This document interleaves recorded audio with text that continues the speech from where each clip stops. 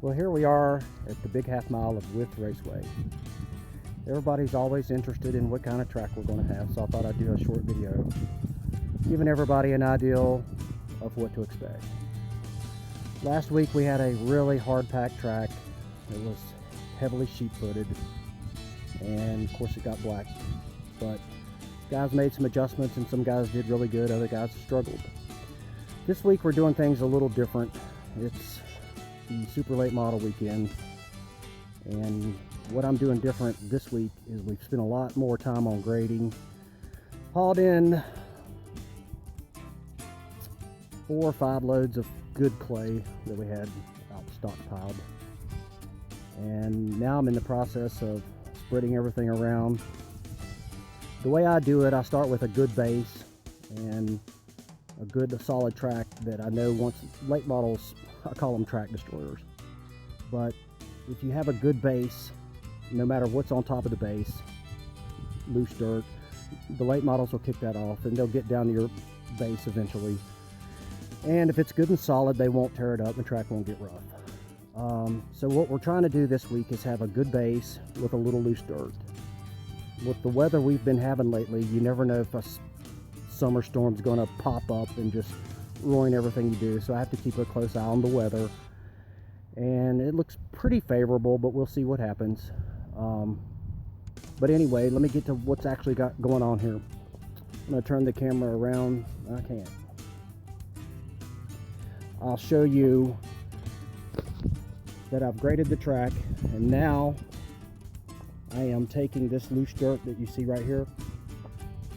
I'm going to put that all the way around the track, so we have just a little bit of loose dirt. That's actually going to be what I consider the racing surface. Once we get that watered, it'll hold water all day, makes it real easy for your watering no matter how hot it is. It's the biggest secret, in my opinion, and everybody that runs a dirt track and has ever called me and said, you know, I'm having problems with dust, what I need to do, I tell them, grade loose dirt to the top of the track. Once you have a good smooth track, get a simple tractor and a rake, just like this one, and then rake all the loose dirt across the top of your track. You can do it with a motor grader, but it's so much easier just to do it with a tractor and a rake.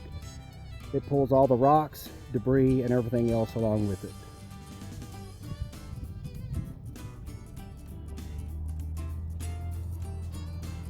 Okay, here I am at the second phase of my operation. Once I get the loose dirt spread on the track and it's satisfactory, what I'll do is I'll bring out my single sheepsfoot and roller combination, and I like that because what that does is it crushes rocks, little rocks, what you can't stand. There's about 1,000 of them on the track, probably 10,000. But we try to get as many as we can squashed up and smashed, and this is what that looks like.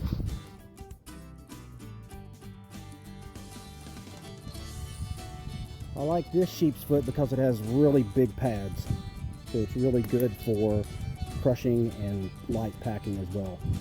The roller, I don't know what's in it, but one side's really solid, so it's really heavy. So what I'll do is I'll do that from top to bottom and get all the rocks crushed as much as possible. And that also helps my loose dirt get somewhat packed. I do this dry, by the way, because you can't do this wet. Obviously, the roller would wrap up in mud and you can't crush rocks on a wet track. It just pushes them down in the track. So I use a good hard packed track and just press the rock against the track and the roller, and of course it just smashes it up good. After we get that done, the next thing I'll do is I'll take my big Massey and this sheepsfoot, and I really love this sheepsfoot because I like the way the design of this pad. You can sheepsfoot, I don't know, 50 laps, and it just makes a nice looking grid pattern on the track, and it doesn't overdo it. A lot of people will sheepsfoot a wet track. I don't really like doing that. I'd rather have my loose dirt on there because I don't want it to get sealed in. There goes my hardest worker. He's like, what the?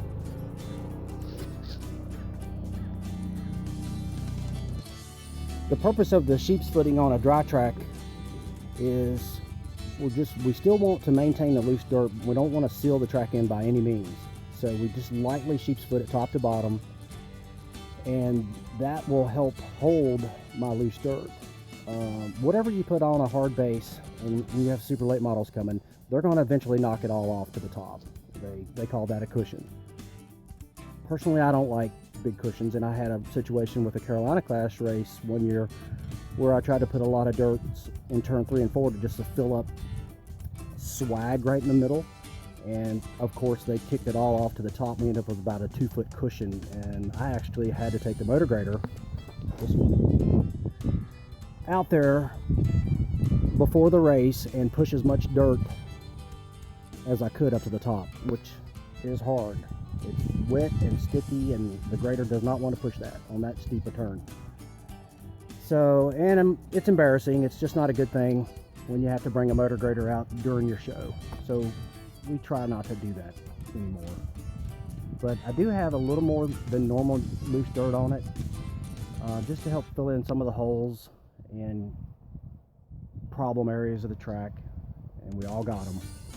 So my goal is to really pack that dirt in and make sure it stays there as long as possible. And we can also control that with water too. That's another mistake I think a lot of tracks make.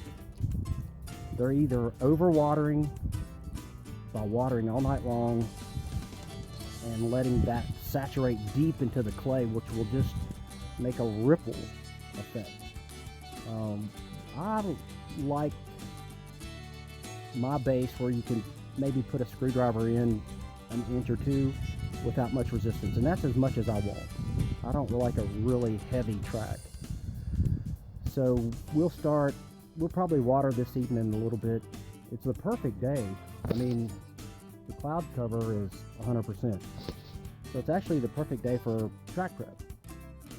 So we'll get everything done and water tonight just to let it start getting through the loose dirt and into the base, and then we'll start 8 o'clock, 9 o'clock in the morning, and we'll come back and we'll water really good.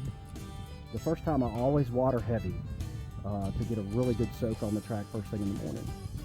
Now, another thing that I think some tracks do that they shouldn't do is they don't let the track dry out. I let my track dry out so the water truck can get right back on there. And the reason I do this is if the clay, once it starts drying, it'll start cracking a little bit. So my loose dirt that I have on there, I get small little surface cracks. And I don't seal it in with the truck. That's another danger to going out there too soon on a wet track, is get your track prematurely sealed in. Once you get the track sealed in, it's very difficult to get water down in your track. So you got to watch out, because you want water to be perking into that clay all day long. So we'll water first thing in the morning, let it dry. About noon, we'll water it again. And maybe 2, 3 o'clock in the afternoon, we'll probably put one more load of water on it, and it all depends on temperature, cloud cover, humidity, wind. All those are factors we got to deal with. If everything is going good, we might try to get it sealed in early. If it's really bright sun, then I'd usually wait on that. And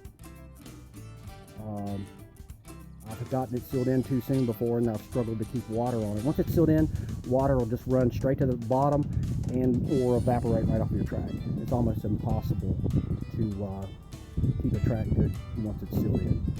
So we will wait to do that till the very end of the day if possible. Now, that Saturday, this is where things sort of get out of control. The best thing that could happen is we don't start anything with the sun shining on the track. I don't know why tracks try to run in daylight. It's the worst decision ever. You cannot run dirt cars on a dirt track with the sun shining on it. What are you trying to establish? An asphalt track, I guess. I don't know. I hate it.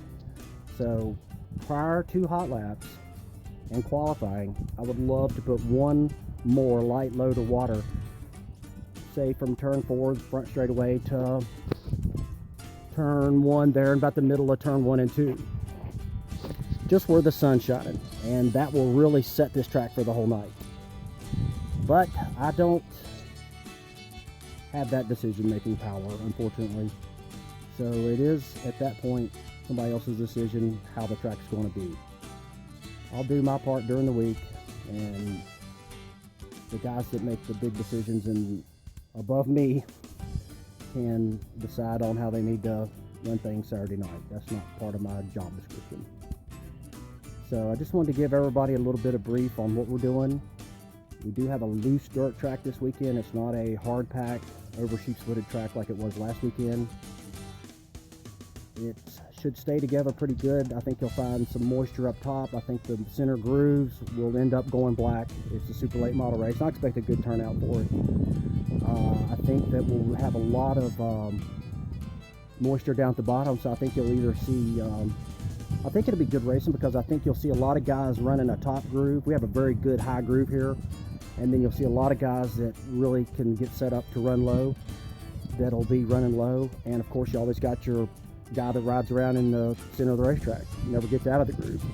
So I think it should be very interesting, super late model race, and I think the track is going to be an excellent track.